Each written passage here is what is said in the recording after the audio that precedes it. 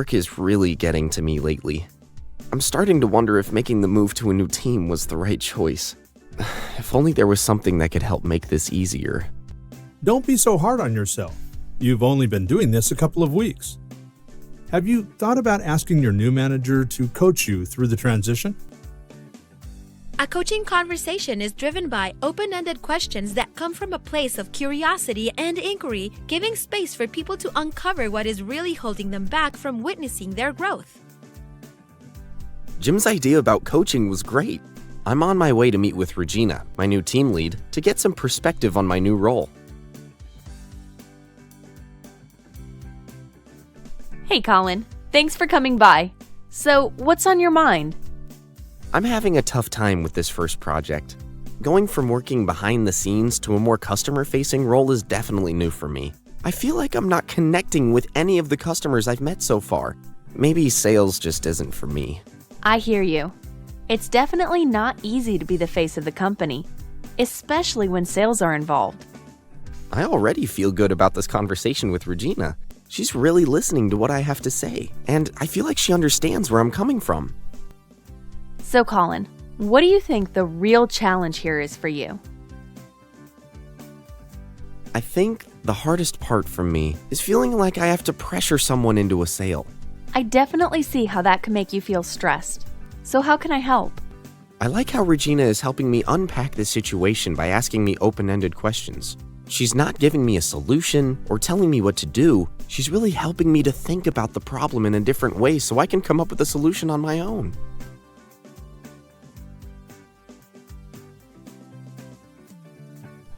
So now that you've had some time to sleep on this, let's talk about an action plan. Regina is helping Colin document clear goals and outline steps to get to his desired future state. What are some obstacles that could kind of derail you as you work towards your goals?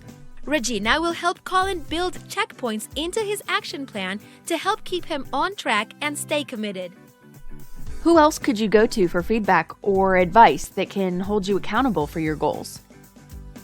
Colin should include other people that he can trust and share his action plan with so he can get a variety of different perspectives as well. Hey Regina, do you have a minute? Sure, Colin. What's up? I just wanted to thank you for all your support during that last project. You were really great at coaching me through my first project. When I came to you with a problem, I really felt like you listened with respect and empathy. You also asked me questions that got me thinking about a solution. You didn't just solve the problem for me. The action plan we made together helped me reach my end goal and kept me on track and accountable. Thanks for the feedback. You know I'm always here for whatever you need. We actually just hired a new team member that could use some coaching, and I feel ready to help her out thanks to you. Thanks so much for taking the time to coach me through my onboarding, Colin. I have a question for you since so many of our colleagues are virtual. How would this work if we weren't in the same office? Great question, Allie. I think the key to successful virtual coaching is being mindful of the lack of body language to respond to and the potential for distraction. You have to work extra hard to actively make a connection. You can do that by checking in more frequently. Maybe scheduling regular calls or Zoom with the video on would be helpful. Asking more questions is also a good idea to ensure true understanding. Really taking the time to allow space for silence within the dialogue is important. You'll want to pay super close attention to body language, eye contact, and tone to see how they are receiving the conversation. And also, you'll want to take notes during the conversation and encourage the coachee to keep a log of actions toward the goal. This was just a brief overview of what coaching looks like. By signing up for the in-person session, you'll have a chance to practice the dialogue coaching techniques and identify key opportunities where coaching is necessary. Good luck!